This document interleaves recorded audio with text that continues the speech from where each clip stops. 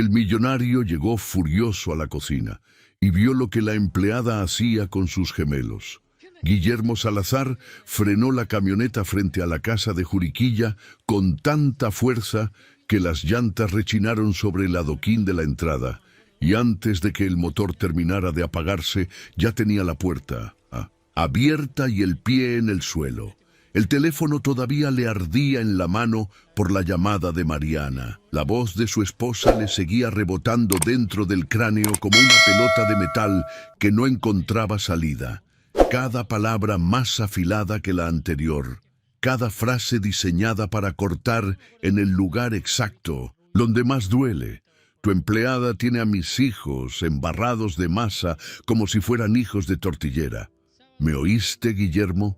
Hijos de tortillera. Eso es lo que parece tu casa ahorita. Un mercado de pueblo, una fonda de carretera. Y todo porque tú no te dignas a supervisar lo que pasa bajo tu propio techo. Guillermo había colgado sin contestar, no porque no tuviera respuesta, sino porque la furia le había cerrado la garganta con un nudo que no dejaba pasar ni el aire ni las palabras. Y lo único que quería era llegar a la casa, abrir la puerta de la cocina y decirle a Elena Morales que recogiera sus cosas y se fuera antes de que Mariana llegara y la situación se pusiera peor. Cruzó el jardín sin mirar las bugambilias que alguien había plantado hacía 3 años y que nadie en esa casa disfrutaba, porque el jardín era un escenario, no un lugar para estar. Pasó frente a la fuente de cantera que burbujeaba con un sonido que se suponía debía ser relajante, pero que a Guillermo siempre le había parecido el ruido de dinero que se escurre sin que nadie se dé cuenta. Llegó a la puerta de la cocina. Era una puerta doble de cristal que daba al comedor, y desde ahí se veía la isla de mármol blanco que Mariana había mandado traer de una expo de diseño en Monterrey y que había costado más de lo que la mayoría de las familias de Querétaro ganaban en 2 años. Guillermo puso la mano en la manija, apretó, jaló, y lo que vio al otro lado de la puerta le hizo algo que ninguna junta de directivos, ningún contrato de millones, ningún estado financiero había logrado hacerle en 40 años de vida. Le detuvo el cuerpo entero. La cocina olía a maíz, no al maíz procesado de las tortillas de bolsa que se compran en el súper. Olía a maíz real, a maíz nixtamalizado, a ese olor denso y tibio que Guillermo no había respirado desde que tenía 6 años, y su abuela Hortensia le hacía tortillas en el fogón de la casa de su abuelo en San Juan del Río. Un olor que estaba tan enterrado en su memoria que haberlo encontrado ahí, en la cocina de una casa de Juriquilla que costaba 12 millones de pesos, fue como abrir una puerta que llevaba décadas sellada y encontrar que del otro lado todo seguía exactamente como lo había dejado. Elena estaba parada frente a la isla de mármol. Tenía puesto el delantal blanco de siempre, el que se amarraba con un nudo doble en la espalda porque le quedaba grande, y los brazos descubiertos hasta los codos cubiertos de una capa fina de harina que le brillaba bajo la luz de las lámparas de la cocina como polvo de algo precioso. Frente a ella, sobre el mármol que Mariana limpiaba con un producto importado que costaba 350 pesos el frasco, había un comal de barro, un comal negro, grueso, redondo, con manchas de fuego en los bordes que delataban cientos de usos, un comal que no pertenecía a esa cocina de electrodomésticos importados de la misma forma que una veladora no pertenece a un escaparate de joyería, pero que estaba ahí, sobre la parrilla de gas de 6 quemadores, calentándose despacio con una llama baja que le daba al barro un calor que Guillermo podía sentir desde la puerta. Y en la isla, a cada lado de Elena, estaban los gemelos. Emilio estaba parado sobre un banquito de madera que alguien había puesto para que alcanzara la superficie del mármol, con las manos hundidas en un pedazo de masa que apretaba y estiraba y aplastaba con una furia alegre que le salpicaba harina en la cara, en el pelo, en la camiseta que hacía 1 hora estaba limpia, y que ahora parecía el uniforme de un panadero diminuto. Se reía con la boca abierta y los ojos cerrados de la risa, con esa risa de los niños de 3 años que sale del estómago y sacude el cuerpo entero, una risa que Guillermo escuchaba desde la puerta como si viniera de un lugar muy lejano al que él no tenía acceso. Y Nicolás estaba del otro lado. Nicolás, su hijo Nicolás, el niño que hacía 6 meses había dejado de comer casi por completo. El niño que rechazaba los platos que le ponían enfrente con un gesto de la mano, que se había convertido en el terror de cada desayuno, comida y cena en esa casa. El niño que Mariana llevó a 3 nutriólogos distintos a un costo de 2.800 pesos la consulta, y que los 3 diagnosticaron como fase de selectividad alimentaria normal, que se resolverá sola con paciencia. El niño que se había vuelto tan delgado en los últimos meses, que Guillermo podía verle las costillas cuando lo bañaba los domingos, que era el único día que lo bañaba, porque los demás días no estaba. Nicolás tenía un pedazo de tortilla en la mano. Un pedazo irregular, grueso de un lado y delgado del otro, con las marcas de unos dedos pequeños que lo habían arrancado de una tortilla más grande que estaba sobre la isla.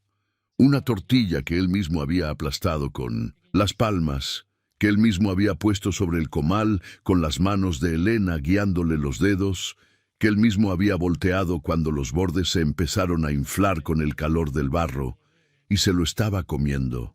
Nicolás se estaba comiendo ese pedazo de tortilla, con los ojos cerrados y la mandíbula moviéndose despacio, con la calma de alguien que no está comiendo por obligación, ni por hambre, ni por costumbre, sino por algo más profundo, por algo que tenía que ver con el hecho de que esa tortilla había pasado por sus manos antes de llegar a su boca, y que sus manos le habían dicho a su cerebro que era segura. Guillermo no se movió. La mano se le quedó pegada a la manija de la puerta y los pies se le clavaron en el piso de cantera como si alguien le hubiera vertido cemento en los zapatos, porque lo que estaba viendo no se parecía a nada que hubiera imaginado cuando venía en la camioneta, con la furia de Mariana zumbándole en los oídos. Lo que estaba viendo era a su hijo comiendo por primera vez en meses, sin que nadie lo obligara, sin que nadie le rogara, sin que nadie le dijera, ábreme la boca, prueba tantito, hazlo por mamá, hazlo por papá. Comiendo porque quería, comiendo con los ojos cerrados y una paz en la cara que Guillermo no le conocía. Elena lo vio en la puerta. Los ojos se le abrieron con un golpe de algo que Guillermo reconoció al instante, porque era el mismo gesto que hacía cuando Mariana entraba a la cocina sin aviso. Era miedo. El miedo de alguien que sabe que lo que está haciendo es correcto, pero que también sabe que lo correcto no siempre es lo permitido. Elena se limpió las manos en el delantal con un movimiento rápido. Señor Guillermo, yo puedo explicarle, pero Guillermo no contestó. No porque no quisiera, sino porque la furia que traía desde la camioneta, la furia de la llamada de Mariana, la furia de hijos de tortillera y fonda de pueblo y mercado de carretera, esa furia se le estaba cayendo de las manos como arena que se escurre entre los dedos cuando uno los abre, y lo que quedaba debajo no era calma, ni alivio, ni comprensión todavía. Era algo más simple y más grande que todo eso. Era un hombre de 40 años, parado en la puerta de su propia cocina, viendo a su hijo comer por primera vez en 6 meses, y no pudiendo moverse, porque si se movía, si hacía ruido, si decía una sola palabra, Nicolás podía abrir los ojos y dejar de masticar, y el momento se iba a romper como se rompe un hilo cuando alguien lo jala demasiado fuerte. Así que Guillermo se quedó ahí, parado, en silencio, mirando a sus 2 hijos cubiertos de harina en una cocina de 12 millones de pesos, donde una mujer de 27 años, que ganaba menos en un mes de lo que costaba la Isla de Mármol, estaba haciendo algo que ningún nutriólogo de 2.800 pesos la consulta había logrado hacer. Estaba alimentando a su hijo, con sus manos, con maíz, con un comal de barro que no pertenecía a esa cocina, pero que era la única cosa en toda la casa que estaba exactamente donde debía estar. Guillermo cerró la puerta de la cocina detrás de él con un cuidado que no le era natural, porque Guillermo Salazar era un hombre que cerraba puertas con la misma fuerza con la que cerraba negocios.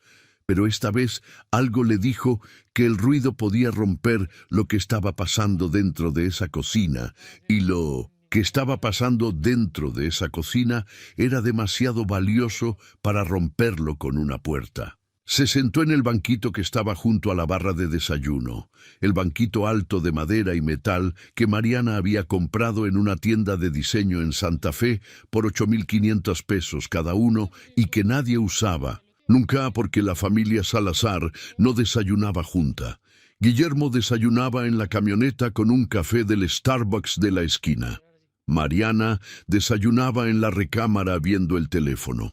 Y los gemelos desayunaban lo que Elena les ponía en la mesa a las 7:30, que era arroz con huevo o fruta picada o cereal con leche, y que Nicolás rechazaba el 90% de las veces, empujando el plato con la mano y bajándose de la silla sin haber probado bocado.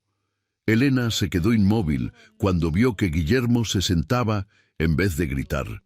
Tenía las manos todavía en la masa y los ojos clavados en él con la intensidad de alguien que está tratando de leer el futuro en la cara de otra persona. Señor Guillermo, yo sé que la señora Mariana no quiere que use el comal. Yo sé que me dijo que no ensuciara la cocina, pero los niños necesitan comer. Y esta es la única forma en que Nicolás come. La voz le salió rápida, atropellada, con la urgencia de alguien que sabe que tiene pocos segundos antes de que la otra persona decida su destino. Guillermo levantó la mano, no para callarla, para frenarla. Siga haciendo lo que estaba haciendo Elena. Yo nada más quiero ver. Elena lo miró con una desconfianza que le duró 3 segundos antes de que algo en la cara de Guillermo le dijera que era real, que no era trampa, que el hombre que estaba sentado en el banquito de 8.500 pesos de verdad quería ver. Se volteó hacia los gemelos. Emilio seguía aplastando masa con las manos como si fuera el trabajo más importante del planeta, y cada vez que una bolita le salía más o menos redonda, la levantaba y gritaba: «¡Mira, Elena, una tortilla!», aunque parecía más un meteorito que una tortilla, y Elena le decía cada vez muy bien: «Emilio, esa está preciosa», con una paciencia que no se compra en ninguna tienda de diseño. Nicolás estaba sentado en el otro banquito, con las manos sobre el mármol cubiertas de harina, tocando un pedazo de masa con los dedos como si estuviera reconociendo algo. No la aplastaba como Emilio, la tocaba. La apretaba despacio con la punta de los dedos, la olía acercándosela a la nariz, la soltaba y la volvía a agarrar. Y cada vez que la soltaba y la volvía a agarrar, algo se le relajaba en la cara, algo que Guillermo nunca le había visto, como si el contacto de la masa con la piel le estuviera diciendo a su cuerpo que podía confiar. «Elena, ¿desde cuándo Nicolás no come bien?» Elena no dejó de amasar. «Desde hace como 6 meses, señor, cuando la señora Mariana se fue a su viaje a Europa. Los niños se quedaron conmigo 3 semanas. Al principio comían normal los dos, pero después de una semana Nicolás empezó a rechazar la comida. Todo, el arroz, la fruta, el pollo, la sopa, empujaba el plato y se bajaba de la silla. Yo pensé que estaba enfermo, pero no tenía fiebre ni nada, solo no quería comer». Guillermo recordó el viaje de Mariana a Europa, 3 semanas en Madrid y Barcelona con sus amigas del club. Él no había pensado que la ausencia de Mariana pudiera afectar a los gemelos porque asumió que Elena se encargaba de todo, y Elena se encargaba de todo, y el mundo seguía girando como siempre. Pero el mundo de Nicolás no seguía girando. El mundo de Nicolás se había detenido cuando la persona que se suponía debía estar ahí se fue 3 semanas sin despedirse, y algo en ese niño de 2 años y medio decidió que si no podía controlar quién se iba y quién se quedaba, por lo menos podía controlar qué entraba en su boca. Y lo cerró. ¿Y el pediatra qué dijo? El doctor Fuentes dijo que era una fase normal, señor. Que hay niños que pasan por etapas de selectividad y que con paciencia se les anquita. Le mandó unas vitaminas, pero no se le quitó. Elena hizo una pausa. Las manos se le detuvieron sobre la masa y algo le cambió en los ojos, algo que se parecía a la frustración de quien sabe más de lo que le permiten decir. Yo empecé a fijarme en algo que el doctor no notó. Nicolás no rechaza toda la comida, señor. Rechaza la comida que alguien le pone en el plato. Pero si él la toca con sus manos, si él la agarra, si él la siente antes de comerla, entonces sí come. Es como si necesitara saber con las manos que la comida es segura antes de meterla a la boca. Guillermo miró a Nicolás. El niño tenía los dedos metidos en la masa otra vez, apretándola con esa concentración total que solo tienen los niños cuando están haciendo algo que los calma, algo que les dice que el mundo tiene una textura que pueden reconocer y que no les va a hacer daño. ¿Y cómo se le ocurrió lo de las tortillas? Elena bajó los ojos. Algo le cruzó por la cara que se parecía a la vergüenza de quien está a punto de revelar algo íntimo. Algo que viene de un lugar que no es profesional ni médico, sino personal. Tan personal que compartirlo se siente como abrir una puerta que normalmente está cerrada con llave. Porque mi hermano era igual, señor. Mi hermano Toño, él también dejó de comer cuando era chiquito. Tenía como 2 años. Y mi mamá, que en paz descanse, lo curaba con tortillas. Elena se limpió las manos en el delantal y por un momento dejó de ser la empleada que le habla al patrón y se convirtió en la hija que recuerda a su madre. Mi mamá me crió en una cocina de humo en Michoacán, señor. No sé si usted sabe lo que es una cocina de humo. Es un cuarto de adobe con un fogón de leña en el centro y un comal de barro encima. No tiene estufa, no tiene gas, no tiene refrigerador. Solo tiene el fuego, el comal y las manos. Mi mamá hacía todo en ese comal. Tortillas, gorditas, sopes, tlacoyos. Y cuando Toño dejó de comer, mi mamá lo sentó junto al fogón y lo dejó meter las manos en la masa. No lo obligó a comer. Lo dejó tocar y oler y sentir. Y poquito a poquito, Toño empezó a arrancar pedacitos de masa y a comérselos solo, sin que nadie le dijera nada. Y después de unas semanas ya comía normal. Mi mamá decía que hay niños que necesitan conocer la comida con las manos antes de conocerla con la boca, que las manos son la puerta, y que si la puerta está cerrada, no sirve de nada empujar la comida por la ventana. Guillermo sintió que algo le temblaba por dentro, algo que no era emoción ni pensamiento, sino algo entre los dos, como una cuerda que alguien hubiera estado tensando durante meses y que de pronto se aflojara con un sonido que solo él podía escuchar, porque lo que Elena acababa de describir, con palabras sencillas que no venían de ningún manual ni de ningún consultorio de 2.800 pesos, era exactamente lo que él había visto al entrar a la cocina. Nicolás tocando la masa, Nicolás oliendo la masa, Nicolás arrancando un pedazo de tortilla que él mismo había hecho y comiéndosela con los ojos cerrados. Las manos como puerta. La puerta que 3 nutriólogos no habían encontrado porque estaban buscando en la boca cuando la respuesta estaba en los dedos. ¿Y por qué lo hace a escondidas, Elena? Los ojos de Elena se volvieron hacia el comal que todavía despedía calor, sobre la isla de mármol, y algo se le endureció en la mandíbula, no de rabia, sino de la resignación de quien ha aprendido a aceptar reglas que no le parecen justas, pero que no puede cambiar. Porque la señora Mariana no quiere que use el comal en la cocina, señor. La primera vez que lo traje, hace como 4 meses, la señora entró y me preguntó qué era eso. Yo le dije que era un comal para hacer tortillas para los niños. Y la señora me dijo que su cocina no era una tortillería, que eso olía a humo y que ensuciaba el mármol. Me dijo que si volvía a encender ese comal, me corría. Elena apretó los labios un segundo, lo suficiente para contener algo que quería salir, pero que la disciplina de 27 años de vida le obligaba a guardar. Pero Nicolás no comía, señor, no comía nada, y yo no podía quedarme viendo cómo ese niño se iba poniendo más flaco cada semana sin hacer nada. Así que empecé a hacerlo cuando la señora no estaba. Por las tardes, cuando ella salía, traía el comal, encendía la estufa bajita para que no oliera mucho y les hacía tortillas a los niños. Y funcionó. Nicolás empezó a comer. Poquito, pero comió. Y cada día un poquito más. Guillermo se quedó sentado en el banquito de 8.500 pesos, mirando a Elena de pie frente a la isla de mármol, con las manos cubiertas de harina y el comal de barro que no pertenecía a esa cocina, pero que era la única cosa en toda la casa que estaba salvando a su hijo. Y algo se le desplomó por dentro. No fue un derrumbe dramático, ni un colapso, de rodillas.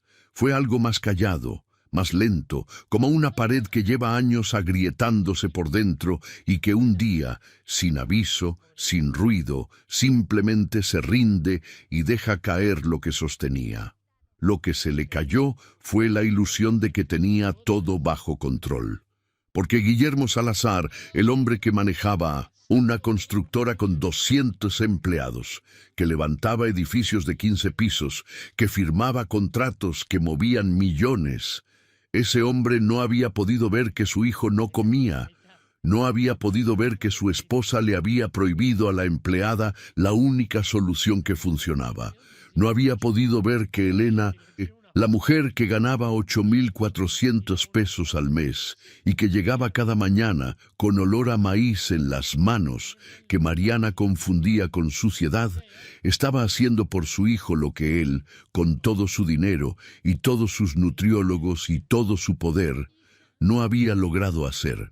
Esa noche, cuando los gemelos se durmieron con las manos todavía pegajosas de masa que Elena les limpió con un trapo húmedo antes de ponerles el pijama, Guillermo se sentó en la sala con la luz apagada y el teléfono sobre la mesa sin encenderlo. No llamó a Mariana, no llamó a nadie. Se quedó ahí en la oscuridad de su propia sala, en una casa de 12 millones de pesos que tenía 6 recámaras y 4 baños, y una cocina con isla de mármol de Expo de Monterrey, y pensó en una cocina de humo en Michoacán, con un fogón de leña y un comal de barro, y una mujer que curaba a los niños dejándolos meter las manos en la masa.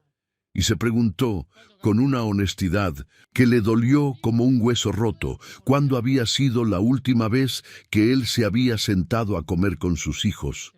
Y no pudo recordar la fecha, no pudo recordar el día, ni la hora, ni lo que habían comido. No pudo recordar nada, porque la respuesta era que no había una última vez, no había un recuerdo, había un vacío. Y en ese vacío, en ese espacio que él había llenado con transferencias bancarias y consultas de nutriólogos y llamadas desde la camioneta, Elena había metido las mismas manos que olían a maíz. Las mismas manos que Mariana quería sacar de su cocina, las únicas manos en toda esa casa que habían logrado que Nicolás cerrara los ojos y masticara en paz. Mariana llegó a la casa 2 horas después. Guillermo la escuchó antes de verla.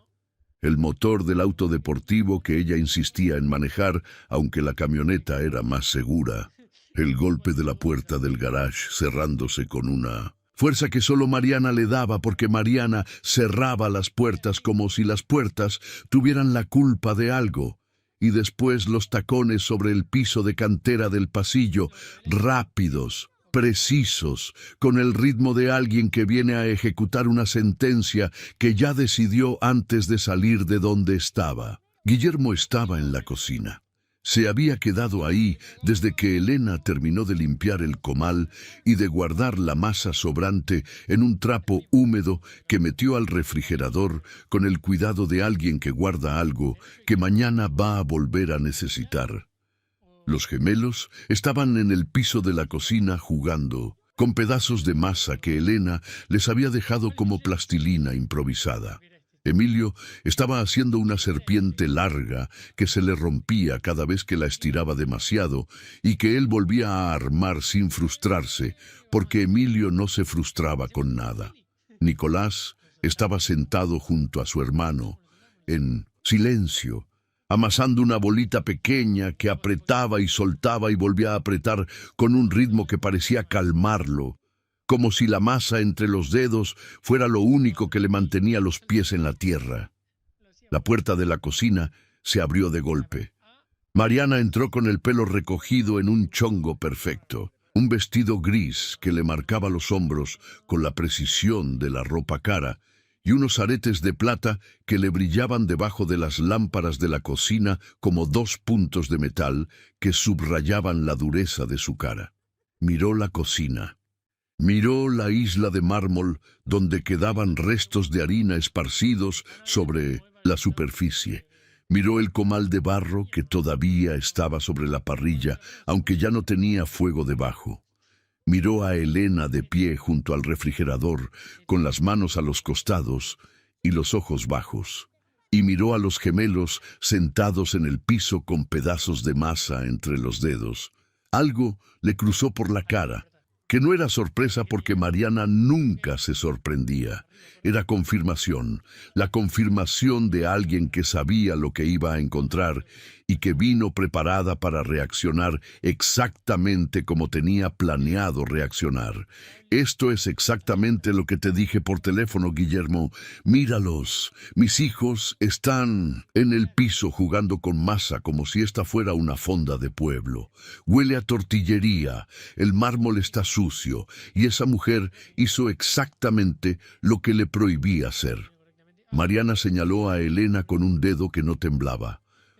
Un dedo con la uña pintada de un tono rosado que combinaba con el vestido. Un dedo que apuntaba con la precisión de alguien que ha pasado la vida señalando errores ajenos para no tener que mirar los propios. Te dije que no quería ver ese comal en mi cocina. Te dije que mis hijos no iban a crecer con esas costumbres. ¿Y qué es lo primero que haces cuando yo no estoy? Exactamente lo que te prohibí. Elena no levantó la cabeza, no se defendió, no explicó.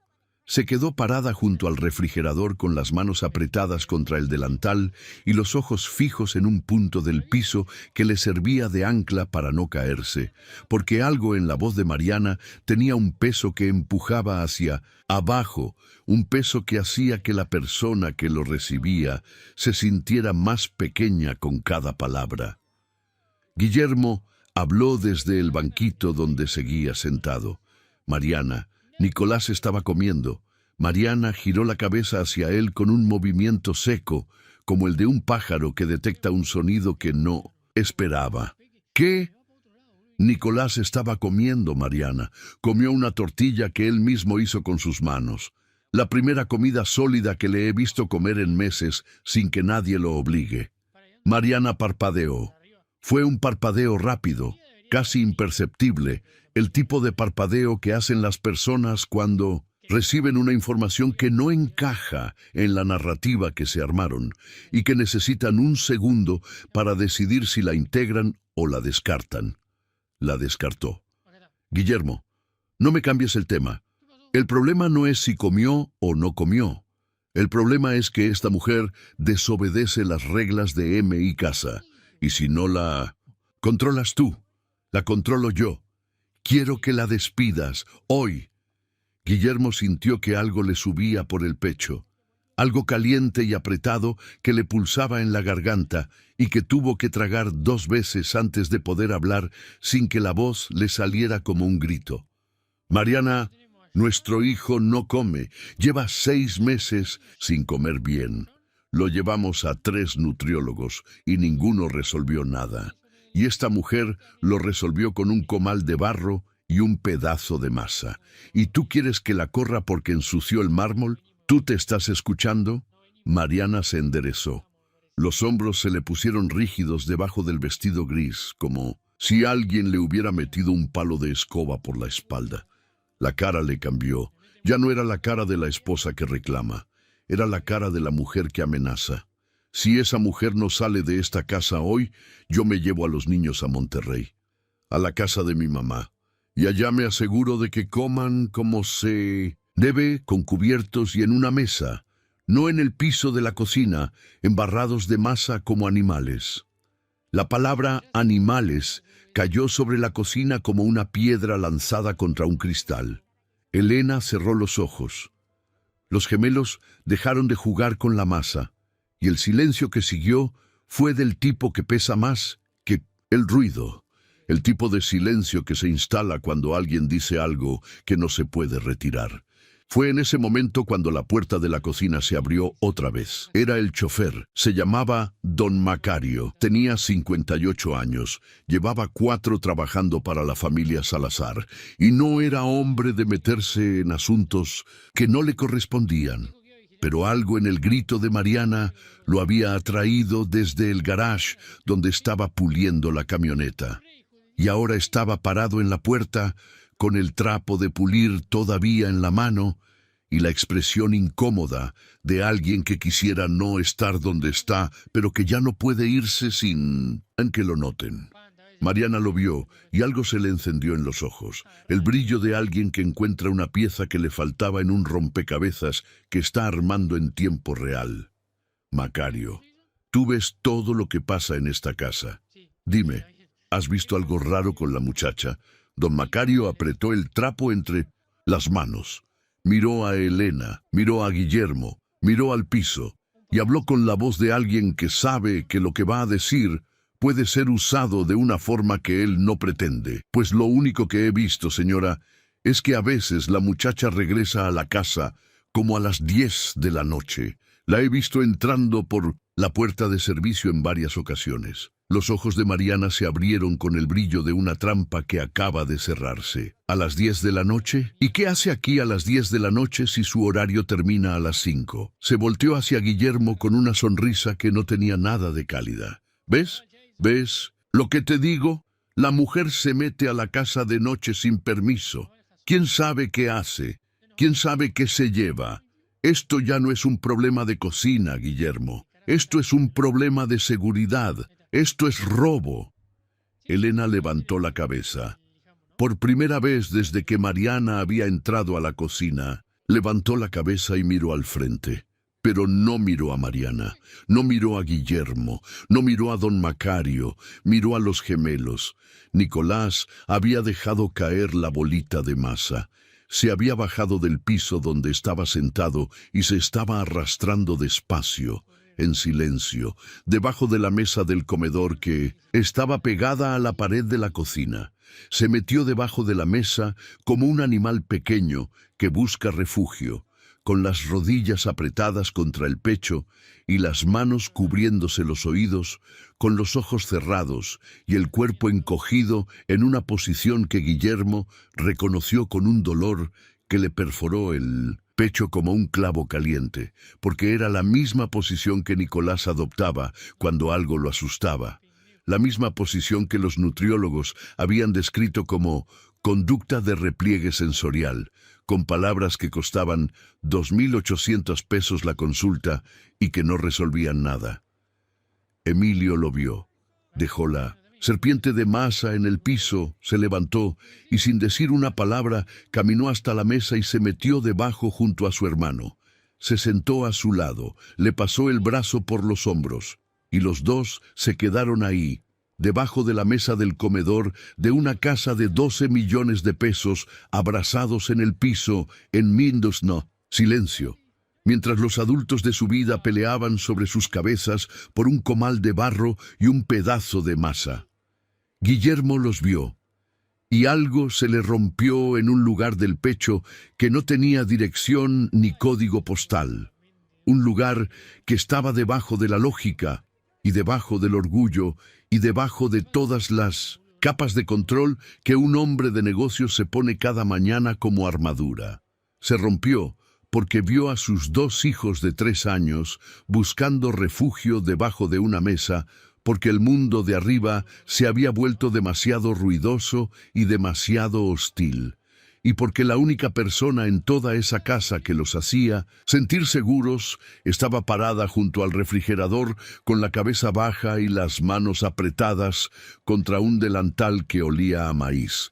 Y la mujer que los había traído al mundo estaba parada a 3 metros de distancia, con aretes de plata y vestido gris, llamando animales a sus propios hijos porque tenían masa en los dedos. Mariana no había visto a los gemelos meterse debajo de la mesa. Estaba demasiado ocupada construyendo su argumento para darse cuenta de que sus hijos se estaban escondiendo de ella. Porque eso hacen los niños cuando el mundo se vuelve insoportable. No gritan, no pelean, se esconden, se hacen pequeños. Se meten debajo de las mesas y se tapan los oídos y cierran los ojos y esperan a que pase, a que se acabe, a que alguien venga y les diga que ya pueden salir. Elena sí los vio. Los vio desde donde estaba, con los ojos que una madre tiene aunque los hijos no sean suyos. Los ojos que notan lo que los adultos ocupados no notan, los ojos que ven a un niño de 3 años meterse debajo de una mesa y saben exactamente lo que eso significa. Y algo le cambió en la cara. No fue miedo, no fue resignación. Fue algo que se parecía a la firmeza de una raíz que ya no se mueve porque encontró la tierra donde pertenece. Pero no dijo nada, no se defendió, no acusó. Porque Elena sabía algo que Mariana no sabía y que Guillermo estaba empezando a sospechar. Sabía que la verdad no se dice gritando. La verdad se escribe en silencio, de noche, en un cuaderno que nadie sabe que existe. Y ese cuaderno estaba debajo de su almohada, en el cuarto de renta donde ella vivía de día, esperando el momento en que alguien lo necesitara. Guillermo esperó a que Mariana subiera las escaleras. No la siguió. No le contestó la última frase que ella le lanzó desde el pasillo, como quien lanza una piedra por encima del hombro sin voltear a ver dónde cae. Tú decides, Guillermo, o ella o yo, y sabes que yo no amenazo, cumplo. La puerta de la recámara principal se cerró con un golpe que retumbó por la casa como un eco que se iba achicando escalera por escalera hasta llegar a la cocina donde Guillermo seguía sentado en el banquito de 8.500 pesos, con las manos sobre los muslos y la mirada perdida en el piso de cantera.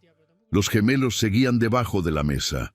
Guillermo se agachó, se puso en cuclillas frente a la mesa y miró hacia adentro. Nicolás tenía los ojos cerrados y las manos sobre los oídos. Emilio le sostenía el brazo con una mano y con la otra agarraba un pedazo de masa que se le estaba secando entre los dedos, pero que no soltaba, como si la masa fuera un pedazo de algo seguro que necesitaba tener cerca para saber que el mundo no se había acabado del todo. Guillermo estiró la mano hacia adentro. No dijo nada, solo la dejó ahí, abierta, con la palma hacia arriba, esperando. Emilio la miró, la evaluó durante 2 segundos con esos ojos de 3 años que no dudan tanto como los de los adultos, y le puso su mano encima. La mano pegajosa de masa que le manchó la palma a Guillermo con un calor tibio que le subió por el brazo hasta llegar a un lugar del pecho donde se instaló como algo que no quería irse. Nicolás no abrió los ojos. Pero cuando Emilio le dijo en voz baja, «Ya papá está aquí», Nicolás bajó las manos de los oídos despacio, como alguien que prueba el agua con el pie antes de meterse, y le agarró a Guillermo el dedo meñique con los 5 dedos de su mano izquierda, y no lo soltó. Guillermo lo sacó de debajo de la mesa despacio, con un cuidado que no sabía que tenía, como si estuviera sacando algo frágil de un lugar oscuro que no debería existir en una casa donde no faltaba nada material. Los cargó a los 2, uno en cada brazo, y los llevó al cuarto de los niños. Les puso el pijama con la torpeza de un hombre que no ha vestido a sus hijos lo suficiente para saber de qué lado va la etiqueta. Los acostó en sus camas. Emilio se durmió en 3 minutos porque Emilio se dormía en cualquier parte y en cualquier momento, como si el sueño fuera un interruptor que alguien le apagara de golpe. Nicolás tardó más.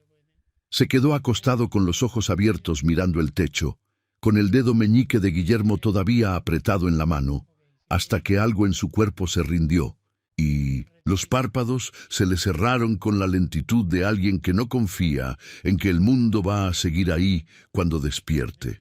Guillermo bajó a la cocina. Elena estaba limpiando el mármol con el trapo de vinagre que usaba cada noche después de cocinar. El comal de barro ya no estaba en la estufa. Elena lo había guardado en algún lugar que Guillermo no vio, el lugar secreto donde lo escondía cada vez que terminaba de usarlo para que Mariana no lo encontrara, como si el comal fuera un objeto clandestino que tenía que vivir oculto para poder seguir existiendo. Elena, necesito que me diga la verdad. ¿Por qué regresa usted a la casa de noche? Elena dejó de limpiar. El trapo se le quedó quieto sobre el mármol y las manos le empezaron a temblar con ese temblor fino que Guillermo ya le conocía, el temblor que le salía cuando algo la asustaba, pero que ella intentaba controlar porque mostrar miedo frente al patrón era un lujo que las empleadas no se pueden dar. No me pregunte eso, señor.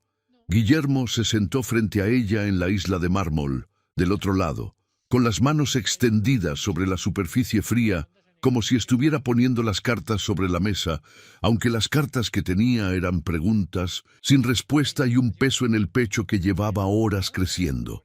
Elena, mis hijos se escondieron debajo de una mesa hace 1 hora. Mi hijo de 3 años se tapó los oídos con las manos porque los gritos de los adultos lo asustaron. Y usted es la única persona en esta casa que logra que ese niño coma. No, le estoy preguntando como patrón, le estoy preguntando como padre, ¿por qué regresa de noche? Elena apretó el trapo. Lo apretó con tanta fuerza que los nudillos se le pusieron blancos y el vinagre le escurrió entre los dedos y cayó sobre el mármol en gotas que se fueron extendiendo por la superficie como lágrimas transparentes sobre una cara de piedra. Porque la señora sale de noche, señor. La voz le salió como un hilo tan delgado que Guillermo tuvo que inclinarse sobre el mármol para escucharla.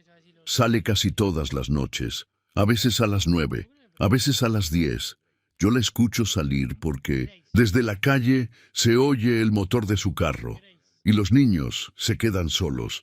Guillermo sintió que algo frío le bajaba por la espalda, una sensación que empezaba en la nuca y se iba extendiendo vértebra por vértebra hasta llegar al fondo de la columna, como si alguien le estuviera pasando un cubo de hielo por la espina dorsal.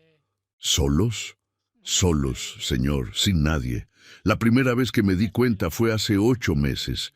Yo había regresado porque se me olvidó mi suéter en el cuarto de lavado. Eran como las 10:30. La casa estaba a oscuras. El carro de la señora no estaba.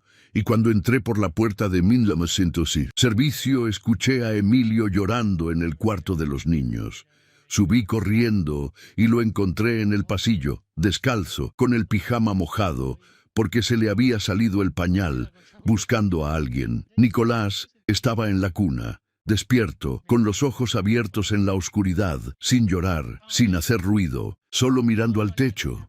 Guillermo cerró los ojos. Las imágenes le entraron al cerebro como fotografías que alguien le aventara a la cara una detrás de otra. Emilio, llorando en el pasillo a las 10 de la noche. Nicolás, acostado mirando el techo en la oscuridad. La casa vacía. El carro de Mariana que no estaba. Y esa noche, esa primera noche, ¿qué hizo usted? Elena levantó los ojos. Era la primera vez que lo miraba directo desde que Mariana se había ido de la cocina. Los cambié. Les puse pijama seco a los dos. Le calenté un biberón a Emilio porque lloraba de hambre. Y me senté entre las 2 cunas hasta que se durmieron. Elena hizo una pausa. Algo le tembló en la barbilla, que controló apretando los labios con la fuerza de alguien que no se permite llorar frente a nadie, porque llorar frente al patrón es admitir debilidad, y la debilidad se paga con despido. Después de esa noche, empecé a regresar. Cada vez que escuchaba el carro de la señora salir de la cochera, yo esperaba media hora y caminaba para acá. Son como 40 minutos desde mi cuarto de renta en la colonia Cimatario. 40 minutos. Guillermo hizo el cálculo que ya no necesitaba calcular porque el número se le clavó solo. 40 minutos de caminata, de noche, por calles de Querétaro que a las 10 de la noche no son las calles más seguras del mundo. Una mujer de 27 años caminando sola en la oscuridad durante 40 minutos para llegar a una casa donde 2 niños de 3 años se quedaban solos porque su madre había decidido que las noches le pertenecían a ella. ¿Cada cuánto, Elena? Casi todas las noches, señor. 4 o 5 veces a la semana. A veces la señora regresa a la 1 de la mañana. A veces a las 2.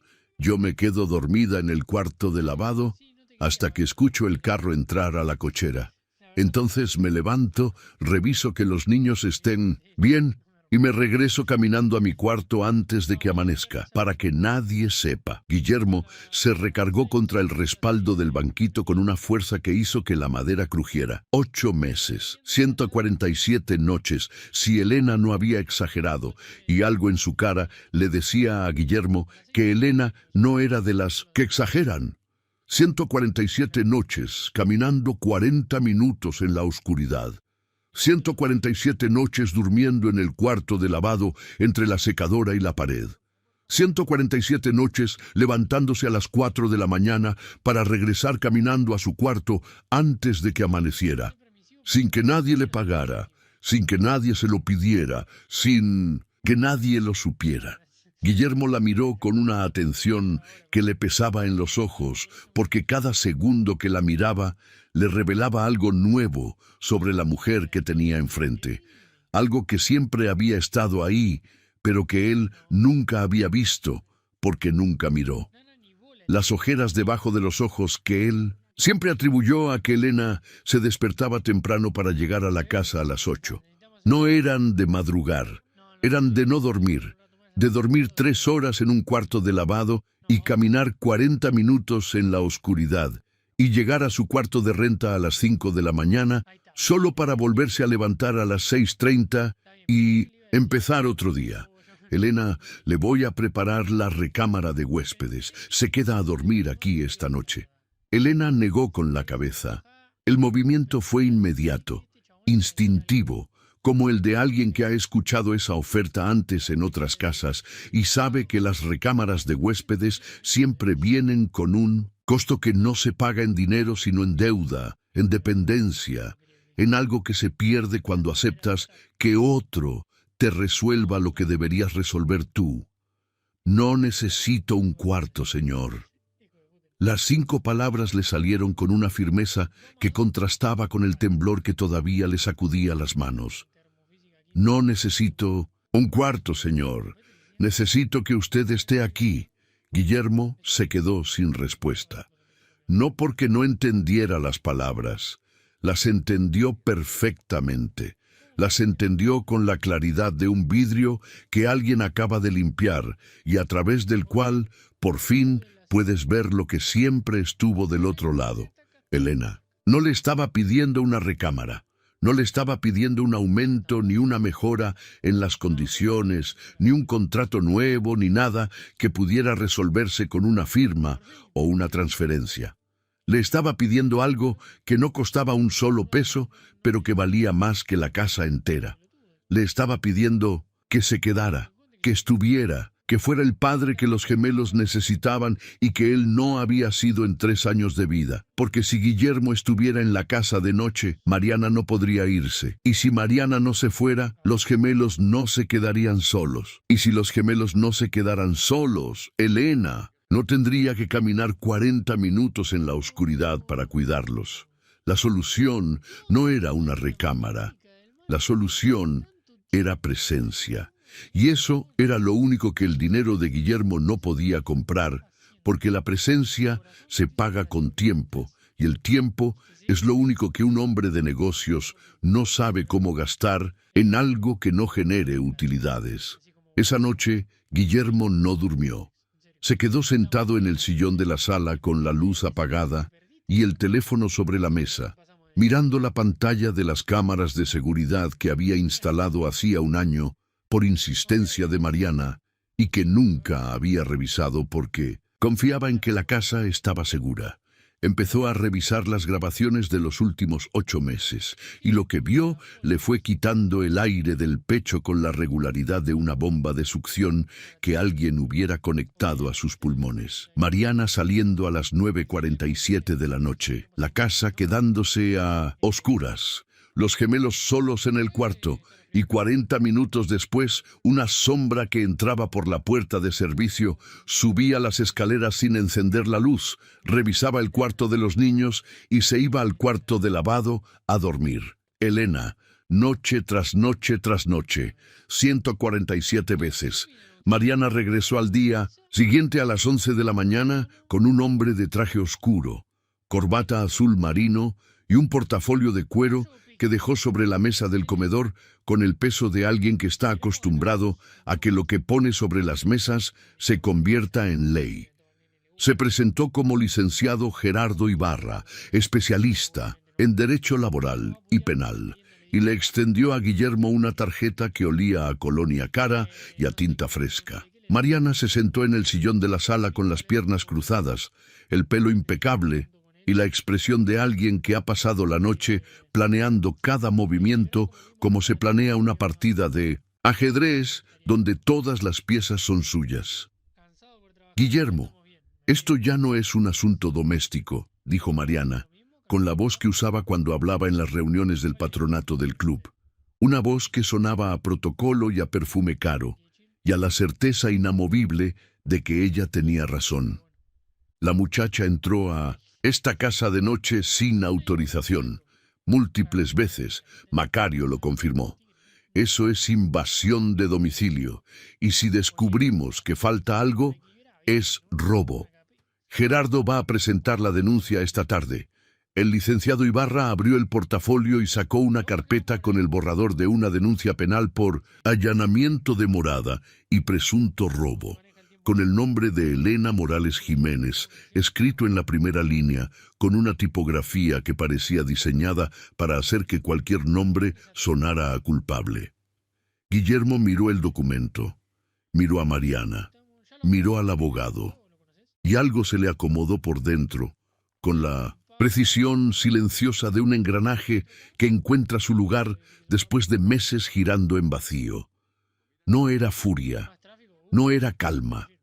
Era la claridad de un hombre que pasó la noche entera mirando 147 grabaciones de seguridad y que sabe exactamente lo que va a poner sobre esa mesa. Antes de que presenten nada, dijo Guillermo con una voz que le salió más grave de lo normal, como si las palabras le vinieran de un lugar más profundo que de costumbre. Quiero que vean algo. Sacó su teléfono del bolsillo del pantalón. Lo puso sobre la mesa del comedor, junto al portafolio del abogado, junto a la carpeta con la denuncia, junto a la tarjeta que olía a colonia cara. Y le dio play. La pantalla mostró la imagen de la cámara de seguridad del pasillo principal de la casa, en visión nocturna, con esa tonalidad verde grisácea que convierte todo en fantasma. La marca de tiempo decía 21:47. Se veía el pasillo vacío, la puerta de la recámara principal cerrada, las luces apagadas, y luego a las 21:48 la puerta de la recámara se abría y Mariana salía con bolso en mano, tacones y el pelo suelto que solo se soltaba cuando salía de noche. Caminaba por el pasillo hacia la escalera, bajaba, cruzaba la sala, abría la puerta del garage y se iba. La casa quedaba en silencio, la casa quedaba a oscuras. La casa quedaba con 2 niños de 3 años solos en un cuarto al final del pasillo. Guillermo pasó al siguiente video, y al siguiente, y al siguiente, noche tras noche. La misma secuencia. Mariana saliendo entre las 9 y las 10. La casa quedándose vacía. Los niños solos. A veces, la cámara del cuarto de los niños mostraba a Emilio moviéndose en la cama, o a Nicolás con los ojos abiertos en la oscuridad mirando el techo, o una sombra pequeña que caminaba por el pasillo buscando algo que no encontraba. 147 noches. Mariana.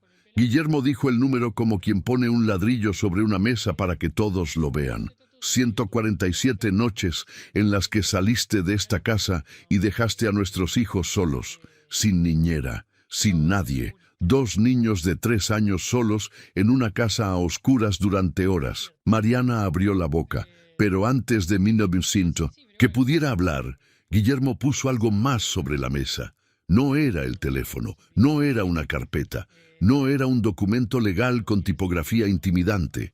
Era un cuaderno de espiral, del tipo que se compra en una papelería por 25 pesos, con la pasta de cartón verde y las esquinas dobladas. Por el uso.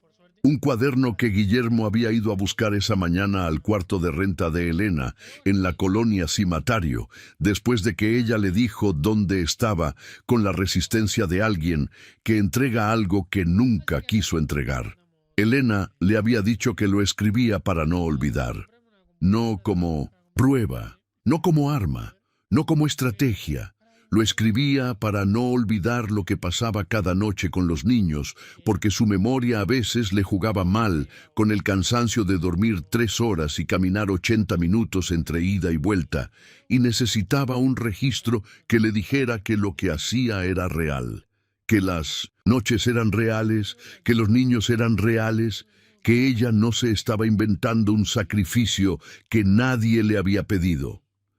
Guillermo abrió el cuaderno en la primera página y lo puso sobre la mesa con la pasta abierta hacia arriba, frente a Mariana, frente al licenciado Ibarra, frente a la denuncia por allanamiento que de pronto parecía un papel muy pequeño al lado de algo muy grande. La letra de Elena era pequeña, inclinada hacia la derecha, con la caligrafía de alguien que aprendió a escribir después de aprender a cocinar y que por eso las letras le salen como si estuvieran hechas con las mismas manos que amasan, un poco torcidas, un poco irregulares, pero firmes. La primera entrada decía 12 de septiembre. Llegué a las 10:40. La señora no estaba, los niños dormidos. Emilio tenía la cobija en el piso. Se la subí. Nicolás estaba despierto mirando el techo. Me senté junto a la cuna y le canté hasta que cerró los ojos.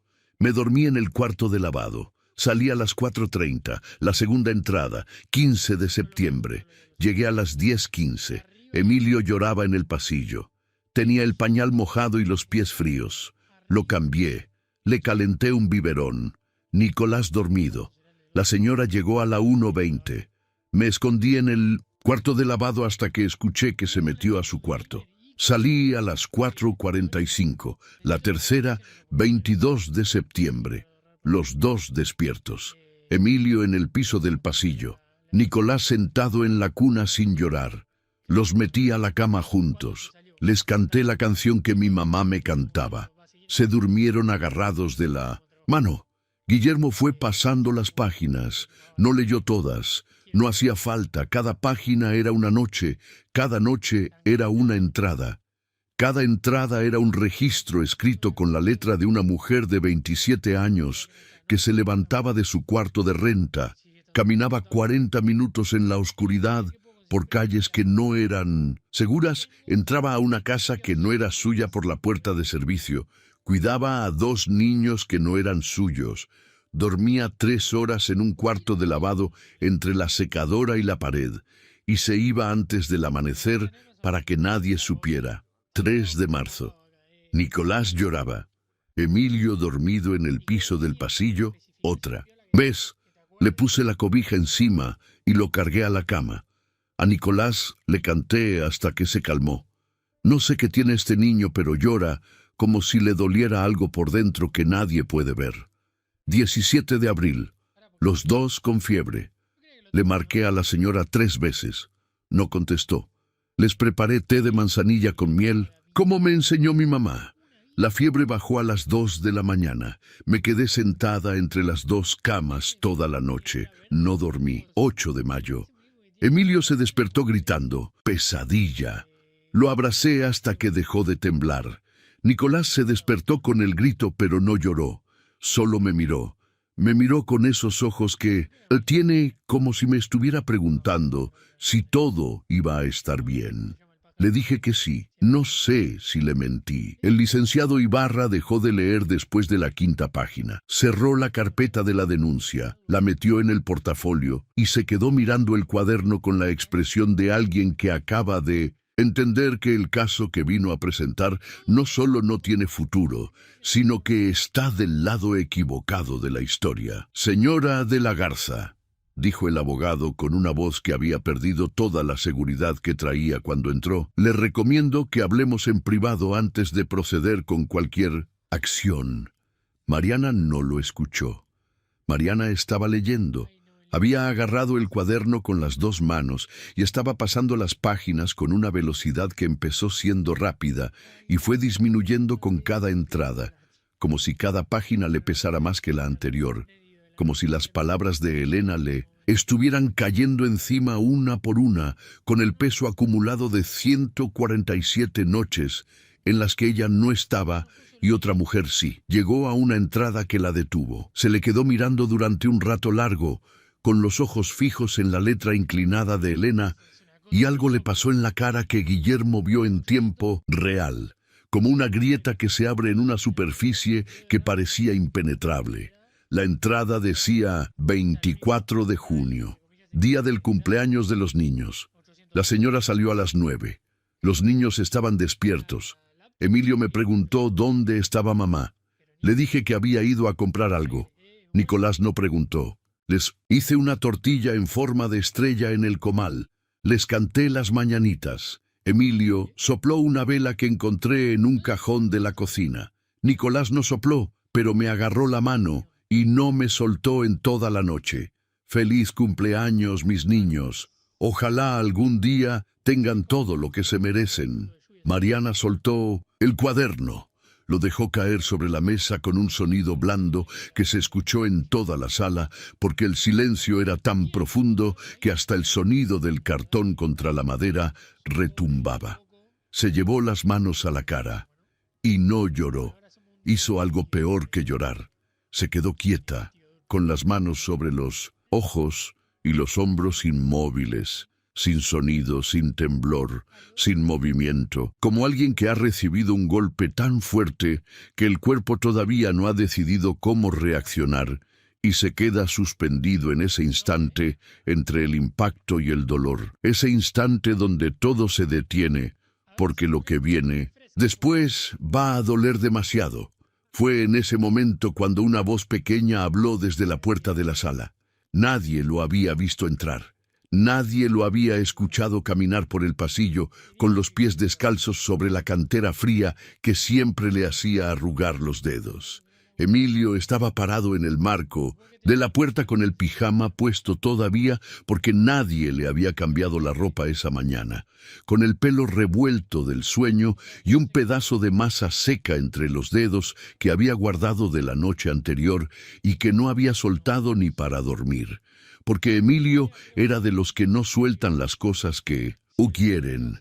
Caminó hasta Elena, que estaba de pie junto a la puerta de la cocina, donde había permanecido todo el tiempo sin entrar a la sala, porque Elena sabía que la sala no era su espacio, que su espacio era la cocina y el cuarto de lavado y los 40 minutos de caminata nocturna, y que lo que pasara en la sala se decidía entre personas que vivían en casas de 12 millones de pesos y no entre personas que pagaban 2.800 de renta en la colonia Cimatario. Emilio le agarró la mano izquierda, la que todavía tenía residuos de harina en los pliegues de los nudillos, porque Elena había hecho tortillas a las 6 de la mañana para los niños antes de que empezara el día, antes de que Mariana llegara con su abogado, antes de que el mundo de los adultos volviera a romperse sobre las cabezas de los niños. Emilio le agarró la mano con la suya, la mano pequeña de 3 años que todavía tenía masa seca entre los dedos, y miró a su padre. No miró a Mariana, no miró al abogado, miró a Guillermo. Y dijo algo con esa voz que los niños de 3 años tienen, esa voz que es demasiado pequeña para la enormidad de lo que a veces dice, esa voz que sale del estómago sin pasar por el filtro que los adultos desarrollan para no decir lo que piensan, porque los niños de 3 años no tienen filtro, solo tienen verdad. Elena nos cuida de noche. La voz le salió clara, sin duda, sin miedo, con la naturalidad de alguien que está diciendo algo que para él es tan obvio como decir que el cielo es azul o que las tortillas salen del comal. ¿Por qué mamá no? 3 palabras. 3 palabras que pesaron más que las 147 entradas del cuaderno, más que las 147 grabaciones de las cámaras, más que el portafolio del abogado y la denuncia por allanamiento y la carpeta con la tipografía intimidante.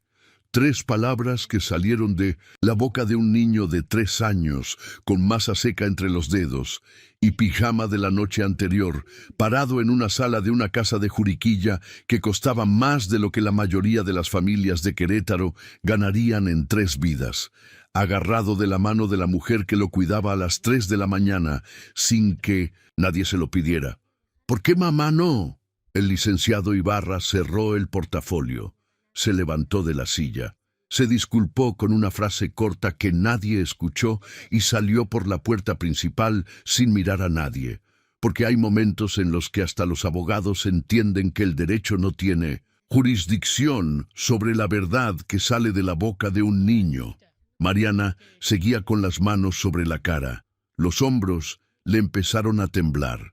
Un temblor que empezó pequeño y fue creciendo hasta sacudirle el cuerpo entero con la fuerza de algo que llevaba meses acumulándose debajo de la superficie perfecta que ella mantenía con tanto esfuerzo, debajo del maquillaje y los aretes, y el vestido gris, y las uñas rosadas, y la voz que nunca temblaba.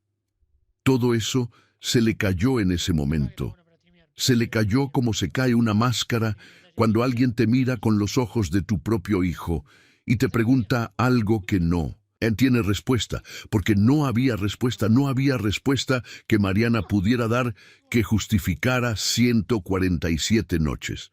No había excusa, ni explicación, ni argumento legal que pudiera tapar el agujero que 3 palabras de un niño de 3 años acababan de abrir en el centro de su vida.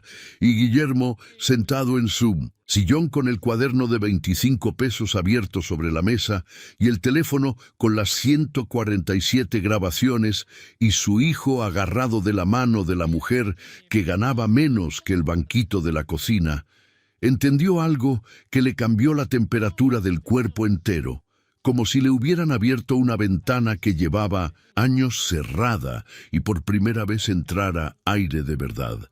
Entendió que la mujer que caminaba 40 minutos en la oscuridad para cuidar a sus hijos no lo hacía por el sueldo, no lo hacía por obligación, no lo hacía por miedo a ser despedida, lo hacía porque a las 3 de la mañana, cuando el mundo duerme y nadie mira, y nadie aplaude y nadie paga, el amor se ve exactamente así.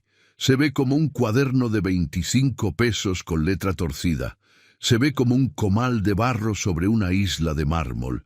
Se ve como una mujer que canta las mañanitas a los hijos de otro en su cumpleaños, porque la madre de esos hijos no estaba, y huele a maíz. El divorcio se firmó un lunes de julio en un despacho de la colonia Centro de Querétaro que tenía las paredes color crema y un ventilador de techo que giraba con una lentitud que hacía pensar que también él estaba cansado de ver familias romperse en esa mesa. Mariana no peleó, no, la custodia.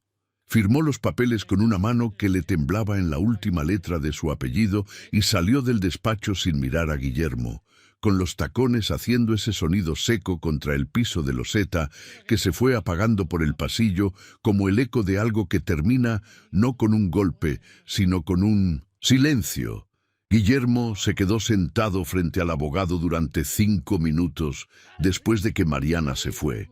mirando los papeles firmados sobre la mesa con la sensación de que lo que acababa de pasar pesaba menos de lo que debería y más de lo que esperaba, todo al mismo tiempo, como si el divorcio fuera una maleta que no sabías si era pesada o liviana hasta que la cargabas y descubrías que el peso no estaba en la maleta, sino en lo que dejabas adentro.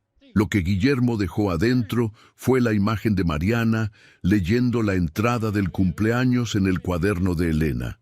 Los ojos de su esposa moviéndose por las letras torcidas, las manos temblando sobre el cartón verde, y el silencio que vino después, ese silencio de alguien que descubre que sus propios hijos celebraron su cumpleaños con una tortilla en forma de estrella hecha por la empleada porque ella no estaba.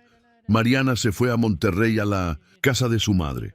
No pidió la casa de Juriquilla, no pidió los carros, pidió una pensión y la mitad de un fondo de inversión que los dos habían abierto 5 años atrás. Guillermo firmó todo sin discutir, porque discutir significaba alargar algo que necesitaba terminar para que lo que venía pudiera empezar. Lo primero que hizo después del divorcio fue sentarse con Elena en la cocina y ponerle sobre la isla de mármol un contrato nuevo que le había pedido a su abogado laboral que redactara. Elena Morales Jiménez, cuidadora de tiempo completo, sueldo mensual, 25,200 pesos, seguro médico, aguinaldo, vacaciones, fondo de ahorro, habitación dentro de la residencia. Elena leyó el contrato despacio, moviendo los labios con cada palabra como hacía cuando leía algo importante, con esa concentración de alguien que aprendió a cocinar antes que a leer y que por eso las letras le cuestan más que la masa, pero que no por eso se rinde frente a ellas. Señor, esto es mucho dinero.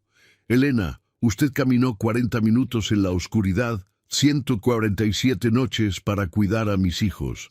No me diga que es mucho dinero, dígame si acepta. Elena miró el contrato, miró la cifra, miró la palabra cuidadora que estaba donde antes decía empleada doméstica, y algo se le movió en la cara que Guillermo ya empezaba a reconocer, porque lo había visto en otras mujeres, en otras historias que no eran suyas, pero que se parecían. La batalla entre el orgullo y la necesidad, entre el miedo a depender y el deseo de que por fin algo sea justo. Acepto, señor, pero con una condición, que si algún día usted ya no me necesita, me lo diga de frente. No quiero enterarme por una carta ni por un abogado. Quiero que me lo diga mirándome a los ojos. Guillermo asintió. Se dieron la mano sobre la isla de mármol, y esta vez no fue como la primera vez que se habían dado la mano hacía 1 año y medio. Cuando Elena llegó a la entrevista de trabajo con las manos limpias y los ojos bajos y un uniforme prestado que no era de su talla. Esta vez, las manos de Elena tenían residuos de harina en los nudillos y las manos de Guillermo tenían la entinta del bolígrafo con el que acababa de firmar el divorcio. Y las dos manos se encontraron sobre el mármol que Mariana había mandado traer de Monterrey y que ahora le pertenecía a una familia diferente. Una familia que todavía no sabía qué forma iba a tener, pero que ya sabía qué olía. Olía a maíz. Las semanas que siguieron fueron las primeras semanas de la vida de Guillermo Salazar, en las que la casa de Juriquilla se sintió como un lugar donde alguien vivía de verdad, y no como un escenario donde personas con el mismo apellido dormían bajo el mismo techo, sin cruzar más que instrucciones y horarios. Elena se mudó al cuarto de huéspedes que estaba junto al cuarto de los gemelos. La primera noche que durmió ahí, en una cama que era 3 veces más grande que el catre de su cuarto de renta encimatario, no pudo dormir. No por la cama, por el silencio. El silencio de una casa de Juriquilla a la 1 de la mañana es diferente al silencio de un cuarto de renta encimatario. Es un silencio más vacío, más amplio, como si las paredes estuvieran demasiado lejos unas de otras para hacerse compañía. Pero a las 2 de la mañana escuchó algo que le cambió el silencio por completo.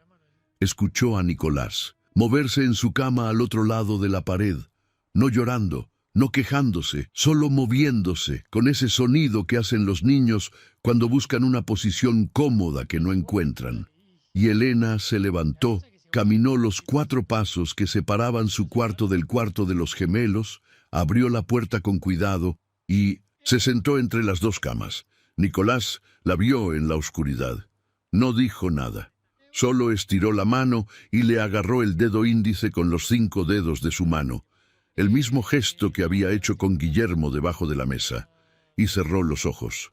Y Elena se quedó ahí sentada entre las 2 camas, con el dedo atrapado, en la mano de un niño de 3 años que por fin podía dormirse tranquilo, porque alguien estaba ahí. Y supo que ese cuarto de huéspedes ya no era de huéspedes, era suyo. Nicolás empezó a comer regularmente, no de golpe, no como un milagro que se prende y ya. Fue un proceso lento, constante, que se medía en pedacitos de tortilla y en bolitas de masa, y en los ojos cerrados de un niño que masticaba con la calma de alguien que ha descubierto que la comida no es una amenaza cuando pasa primero por sus manos. Elena le preparaba tortillas cada tarde a las 4. Era un ritual. A las 3:50 sacaba el comal de barro del lugar donde ya no necesitaba esconderlo. Lo ponía sobre la parrilla de gas, encendía la llama baja, sacaba la masa del refrigerador. Y Nicolás, que había aprendido el sonido del comal calentándose como otros niños aprenden el sonido de la campana del recreo, aparecía en la cocina sin que nadie lo llamara. Se sentaba en su banquito frente a la isla de mármol, con las manos extendidas sobre la superficie, esperando, y Elena le ponía un pedazo de masa en las palmas, y Nicolás lo amasaba con los dedos pequeños y precisos de alguien que ha encontrado en la textura de la masa algo que ningún juguete caro le había dado: control, la certeza de que lo que tiene entre las manos es real, es seguro, es suyo.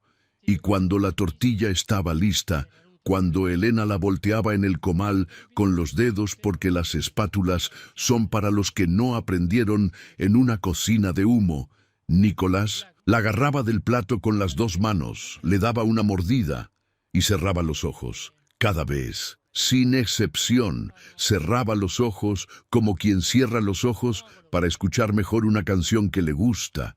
Y en ese gesto, en esos párpados que se cerraban sobre una tortilla hecha a mano en una isla de mármol de Minduscentus, una casa de Juriquilla, estaba todo lo que la historia necesitaba decir sobre la diferencia entre alimentar y nutrir. Fue un jueves por la noche cuando Guillermo llegó de la oficina a las 7, 1 hora antes de lo que solía llegar cuando estaba casado con Mariana, y encontró algo en la cocina que lo hizo detenerse en la puerta con las llaves todavía en la mano. Elena estaba en la isla de mármol con Emilio, pero no estaban haciendo las tortillas de siempre, estaban haciendo tortillas de colores.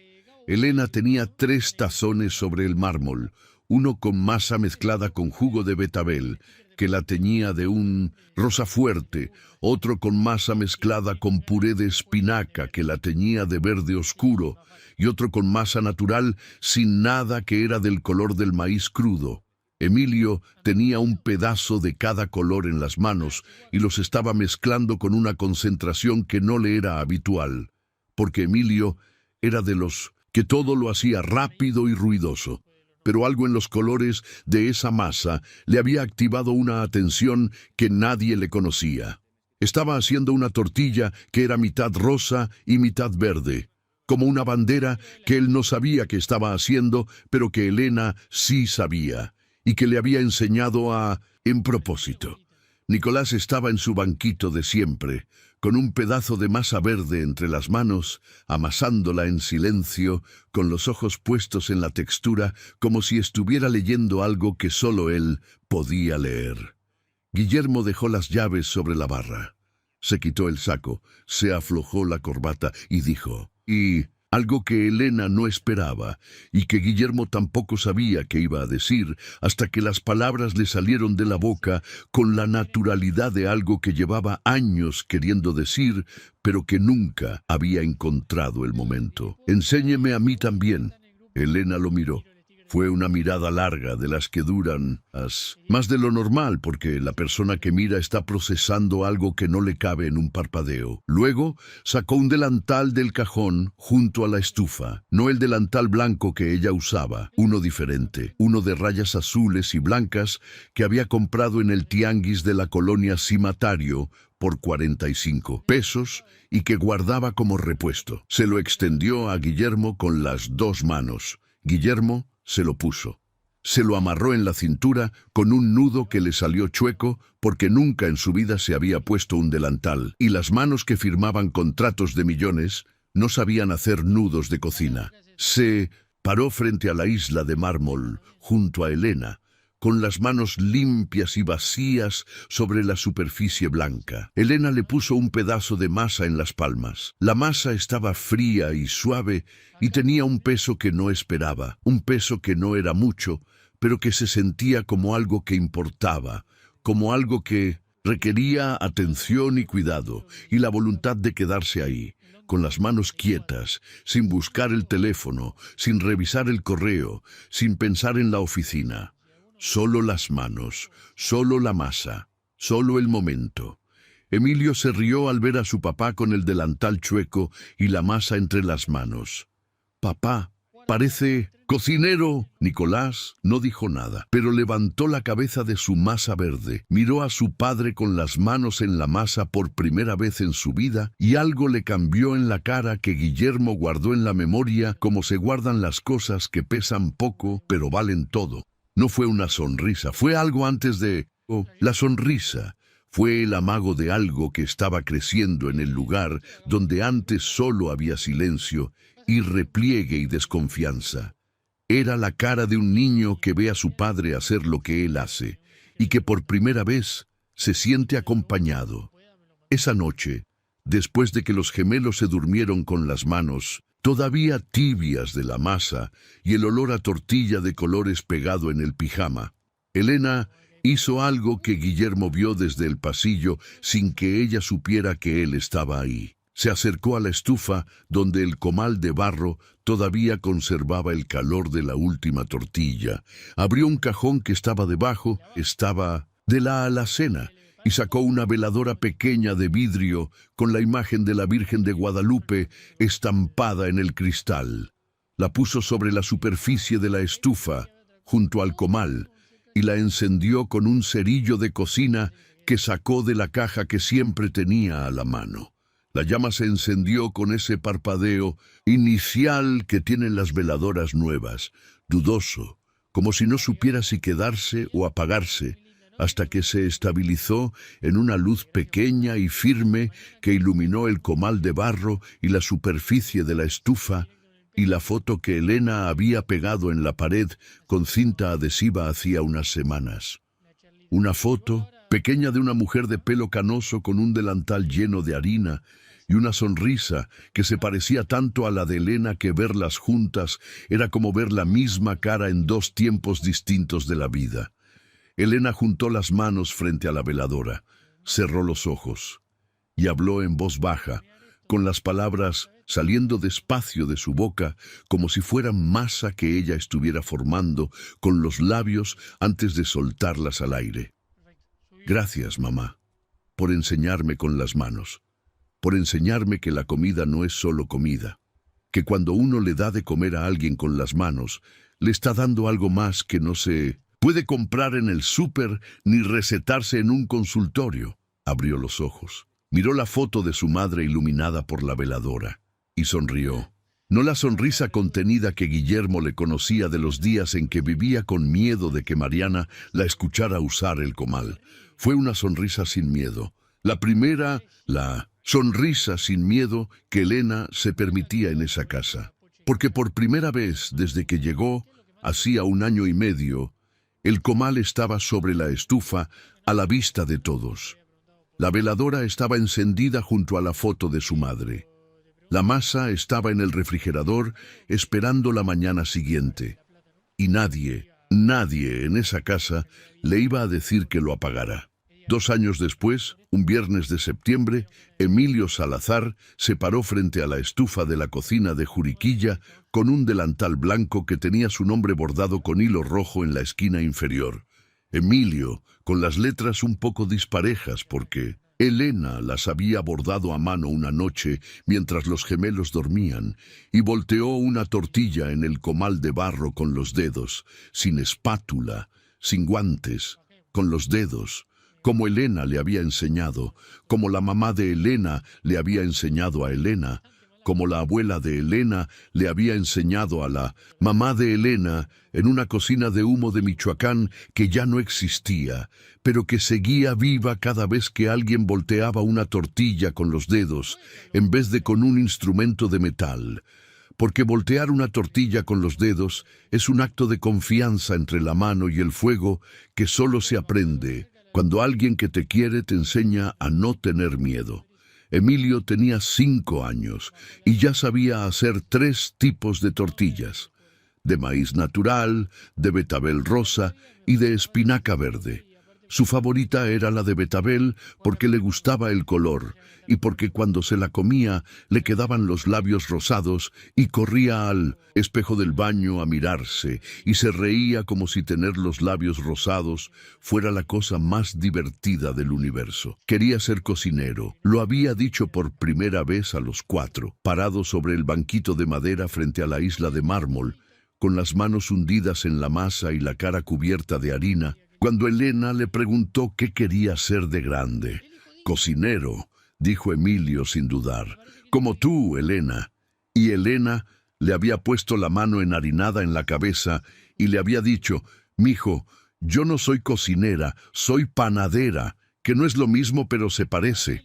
Emilio no entendió la diferencia y no le importó, porque a los 4 años las diferencias entre las palabras importan menos que la diferencia entre las personas. Y la persona que le enseñaba a cocinar era Elena, y eso era lo único que necesitaba saber. Nicolás era otro, no otro niño diferente, sino el mismo niño transformado, como una planta que alguien trasplantó de la sombra al sol y que empezó a crecer en direcciones que antes parecían imposibles. A los 5 años, Nicolás comía de todo: pollo, arroz, fruta, verdura, huevo, sopa, lo que le pusieran enfrente. No era el comedor más entusiasta del mundo, porque Nicolás nunca iba a ser entusiasta con nada en voz alta, pero comía con la calma de alguien que ha hecho las paces con la comida después de una guerra larga que nadie más pudo ver. Pero su favorito seguían siendo las tortillas de Elena, las tortillas de maíz hechas a mano en el comal de barro que ahora vivía permanentemente sobre la estufa sin que nadie lo escondiera. Cada tarde a las 4, Nicolás aparecía en la cocina sin que nadie lo llamara. Se sentaba en su banquito con las manos extendidas sobre el mármol y esperaba. Esperaba la masa con la misma paciencia con la que otros niños esperan un regalo de cumpleaños. Y cuando Elena le ponía el pedazo de masa en las palmas, algo se le suavizaba en la cara que a los nutriólogos de 2.800 pesos les habría costado un semestre de posgrado explicar, pero que Elena explicaba con 6 palabras. Las manos le dicen al cuerpo. Elena ya no era la mujer que caminaba 40 minutos en la oscuridad para dormir en un cuarto de lavado entre la secadora y la pared. Ahora era la directora del programa Cocinar para Sanar, un proyecto de alimentación sensorial infantil que operaba en 12 guarderías de Querétaro, financiado por la Fundación Manos en la Masa, que Guillermo había creado 8 meses después del divorcio. La idea había nacido de la forma más simple posible. Una noche, sentados en la cocina después de que los gemelos se durmieron, Guillermo le preguntó a Elena si lo que ella hacía con Nicolás podía funcionar con otros niños. Elena lo pensó un momento, con las manos envueltas alrededor de una taza de té de manzanilla que siempre tomaba después de las 8, porque el café a esa hora no la dejaba dormir. Y contestó con la honestidad de alguien que no sabe adornar las cosas con palabras bonitas, porque aprendió a cocinar antes que a leer, y por eso dice la verdad sin presentación. Yo creo que sí, señor. Hay muchos niños que no comen bien y hay muchas mamás que no saben qué hacer. Las llevan al doctor y el doctor les dice que es una fase, pero no es una fase. Es que el niño no confía en la comida y la forma de que confíe es dejarlo tocar, dejarlo amasar, dejarlo meter las manos. Guillermo montó el programa en 3 meses. Elena diseñó el método con la ayuda de una nutrióloga que Guillermo contrató específicamente para traducir lo que Elena sabía con las manos a un lenguaje que las instituciones pudieran entender, porque el mundo de los programas sociales necesita papeles y protocolos y manuales, aunque la verdad sea más simple que cualquier manual. El método se llamaba Manos Primero. Consistía en 8 sesiones de 2 horas en las que madres e hijos cocinaban juntos, empezando con masa de maíz y avanzando hacia otros alimentos, siempre con las manos, siempre tocando primero, siempre dejando que el niño decidiera cuándo llevar la comida a la boca. En el primer año atendieron a 340 niños. 280 mostraron mejora significativa en sus hábitos alimentarios. Los 60 restantes necesitaron más tiempo, pero ninguno empeoró. Elena viajaba a las guarderías 3 veces por semana, siempre con su comal de barro en una bolsa de tela que cargaba como quien carga algo sagrado, porque para ella el comal no era un utensilio de cocina, era el comal de su madre. El mismo que su madre calentaba a las 4 de la mañana en la cocina de humo de Michoacán. El mismo sobre el que Elena había hecho la primera tortilla que Nicolás comió con los ojos cerrados. El mismo que Mariana había querido sacar de su cocina porque ensuciaba el mármol. Ese comal ahora viajaba por las guarderías de Querétaro enseñándole a otros niños lo que le había enseñado a Nicolás, que las manos son la puerta. Elena terminó un curso de nutrición infantil en una universidad a distancia, estudiando por las noches en la cocina de Juriquilla con la computadora que Guillermo le compró, y la taza de manzanilla y la veladora encendida junto al comal, y la foto de su madre mirándola desde la pared, con esa sonrisa que era mitad orgullo y mitad algo que se parecía a decirle: «Ya ves, mi niña, yo sabía que tus manos iban a llegar lejos». Guillermo también era otro, el hombre que resolvía todo con llamadas y transferencias, el hombre que no recordaba la última vez que se había sentado a comer con sus hijos. Ese hombre ya no existía. Había sido reemplazado por alguien que llegaba a la casa a las 6 de la tarde, se quitaba el saco, se ponía el delantal de rayas que Elena le había dado y que ya tenía manchas de betabel que no salían con nada, y se paraba frente a la isla de mármol junto a sus hijos a amasar tortillas. Cenaba con ellos todas las noches, siempre con tortillas hechas a mano sobre la mesa, siempre con el comal caliente en la estufa, siempre con ese olor a maíz que ya se había metido en las paredes de la cocina y que no se iba a ir nunca, porque hay olores que se instalan en las casas como se instalan las personas que las habitan para siempre. Fue una noche de septiembre, con el olor a lluvia entrando por la ventana de la cocina, porque en Querétaro septiembre huele a agua y a tierra mojada y a algo que se parece al alivio de que el calor del verano por fin afloje. Cuando Guillermo se sentó frente a Elena en la isla de mármol después de que los gemelos se durmieron, y le dijo algo que llevaba meses formándose en algún lugar entre el estómago y la garganta. «Elena, usted entró a mi cocina a hacer tortillas, y yo llegué furioso queriendo correrla. Pensé que estaba haciendo algo malo. Pensé que Mariana tenía razón. Pensé que mis hijos no necesitaban tortillas, necesitaban nutriólogos y vitaminas y dietas balanceadas. Elena lo miraba con las manos envueltas en la taza de manzanilla y los ojos serenos de alguien que ya no tiene miedo de la persona que está frente a ella, porque esa persona le ha demostrado con 2 años de acciones que las palabras que dice son las mismas que cumple. Y me equivoqué, Elena. Me equivoqué en todo, porque usted me enseñó algo que ningún nutriólogo me enseñó y que ningún manual de paternidad me enseñó, y que yo debía haber aprendido el día que mis hijos nacieron, pero que tardé 3 años en entender. Que alimentar a un hijo no es pagar la despensa, no es contratar al mejor doctor, no es comprar las vitaminas más caras. Alimentar a un hijo es estar ahí, con las manos en la masa, mirándolo a los ojos mientras come. Sentándose a la mesa sin el teléfono, Elena no contestó de inmediato. Bajó los ojos hacia la taza y algo le brilló en las pestañas, que podía ser el reflejo de la veladora o podía ser otra cosa, algo más salado y más tibio que la luz. Mi mamá decía que las manos de una cocinera son las manos de Dios. En la tierra, dijo Elena con una voz que le salió suave como la masa cuando está en su punto, ni muy dura ni muy blanda, justo en el centro donde todo tiene sentido, porque cuando le das de comer a alguien con tus manos, le estás diciendo algo que no se dice con palabras. Le estás diciendo, estoy aquí. Existes, me importas, y eso, señor Guillermo, eso no cuesta nada. Solo cuesta estar. Sábado por la tarde.